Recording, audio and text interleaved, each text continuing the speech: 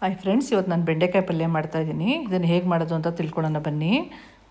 ಮೊದಲಿಗೆ ಒಂದು ಪ್ಯಾನ್ನ ತೊಗೊಂಡು ಅದಕ್ಕೆ 2 ಸ್ಪೂನ್ ಎಣ್ಣೆನ ಆ್ಯಡ್ ಮಾಡ್ಕೊಳ್ಳಿ. ಎಣ್ಣೆ ಕಾದ ನಂತರ ಅದಕ್ಕೆ 1 ಸ್ಪೂನು ಸಾಸಿವೆನ ಆ್ಯಡ್ ಮಾಡ್ಕೊಳ್ಳಿ.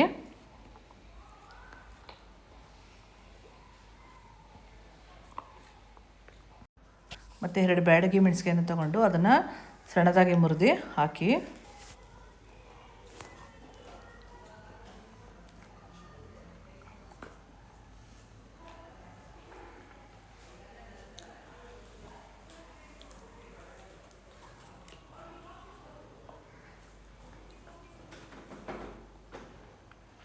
ಮತ್ತು ಸ್ವಲ್ಪ ಕರಿಬೇವಿನ ಸೊಪ್ಪನ್ನ ಆ್ಯಡ್ ಮಾಡಿಕೊಂಡು 3 ಫ್ರೈ ಮಾಡ್ಕೊಳ್ಳಿ.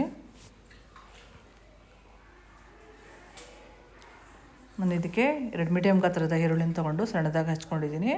ಅದನ್ನು ಇದಕ್ಕೆ ಆ್ಯಡ್ ಮಾಡ್ತೀನಿ.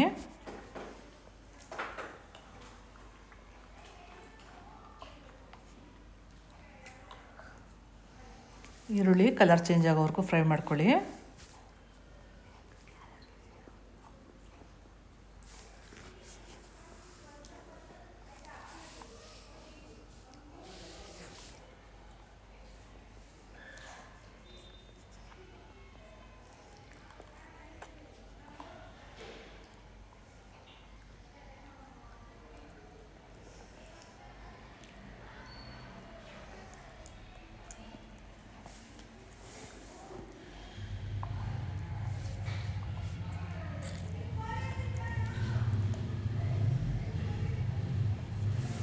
ನಾನು ಇದಕ್ಕೆ 2 ಮೀಡಿಯಮ್ ಗಾತ್ರದ ಟೊಮೆಟೊನ ತೊಗೊಂಡು ಅದನ್ನು ಸಣ್ಣದಾಗಿ ಹಚ್ಕೊಂಡಿದ್ದೀನಿ.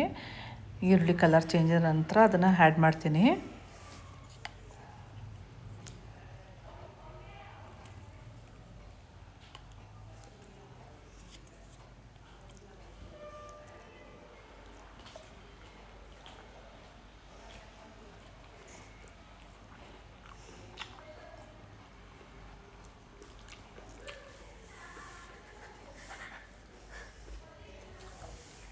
ಟೊಮೆಟೊನ ನೀಟಾಗಿ ಫ್ರೈ ಮಾಡ್ಕೊಳ್ಳಿ. ಟೊಮೆಟೊ ಸ್ವಲ್ಪ ಮೆತ್ತಗಾಗಲಿ.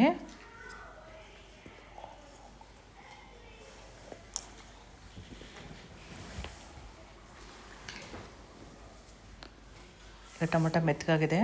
ಇದಕ್ಕೆ ನಾನು ರುಚಿಗೆ ತಕ್ಕಷ್ಟು ಉಪ್ಪನ್ನು ಆ್ಯಡ್ ಮಾಡ್ಕೋತೀನಿ. ನಾನು ಮೊದಲೇ 3/4 kg ಬೆಂಡೆಕಾಯಿನ ತೆಗೆದುಕೊಂಡು ತೊಳೆದು ಸಣ್ಣದಾಗಿ ಕಟ್ ಮಾಡಿ ಇಟ್ಕೊಂಡಿದ್ದೀನಿ.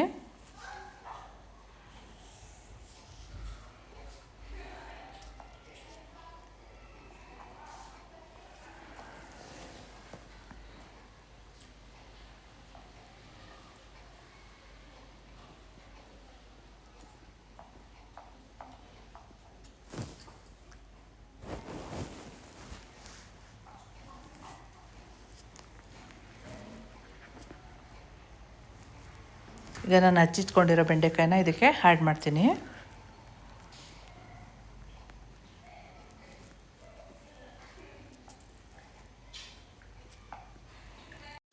ನಾನು ಮೊದಲೇನು ಬೆಂಡೆಕಾಯಿನ ಸಪ್ರೇಟಾಗಿ ಹುರ್ಕೊಂಡಿಲ್ಲ, ಇದ್ರ ಜೊತೆಗೆ ಹಾಕಿ ಅದನ್ನು ಹುರ್ಕೋತೀನಿ.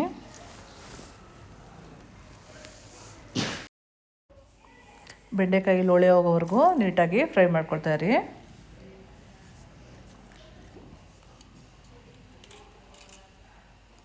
ಬೆಂಡೆಕಾಯಿ ಪಲ್ಯ ತುಂಬ ಈಸಿ ಮತ್ತು ಮಕ್ಕಳಿಗೆಲ್ಲ ತುಂಬ ಒಳ್ಳೆಯದು. ಈ ಥರ ಮಾಡಿ ನೀವು ಮಕ್ಕಳಿಗೆ ಸರ್ವ್ ಮಾಡ್ಬೋದು ಮತ್ತು ದೊಡ್ಡವರು ಕೂಡ ತೊಗೋಬೋದು.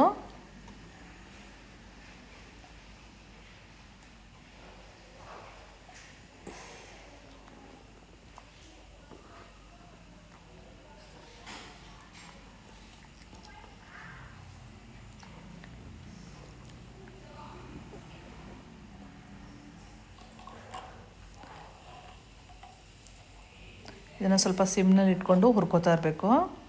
ಇವಾಗ ಇದಕ್ಕೆ ನಾನು 1 ಸ್ಪೂನು ಧನಿಯಾ ಪುಡಿ, 1 ಸ್ಪೂನು ಜೀರಿಗೆ ಪುಡಿ ಮತ್ತು 2 ಸ್ಪೂನ್ ಮೆಣಸಿಕಾಯಿ ಪುಡಿನ ಆ್ಯಡ್ ಮಾಡ್ಕೋತೀನಿ.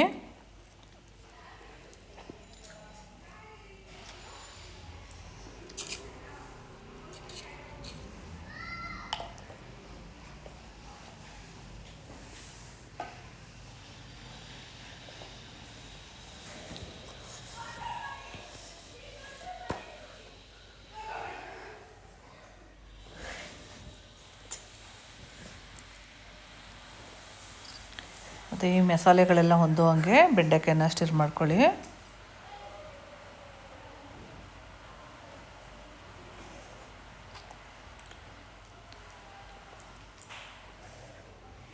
3-4 ನಿಮಿಷ ಈ ಥರ ಸ್ಟಿರ್ ಮಾಡ್ಕೊಳ್ತಾ ಹೋಗಿ ಸಿಮ್ನಲ್ಲಿ ಇಟ್ಕೊಂಡು.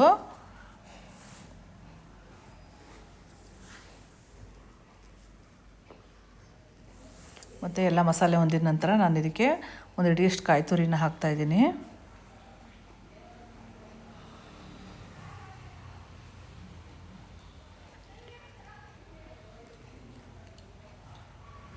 ಈಗ ಬೆಂಡೆಕಾಯಿ ಪಲ್ಯ ರೆಡಿಯಾಗಿದೆ.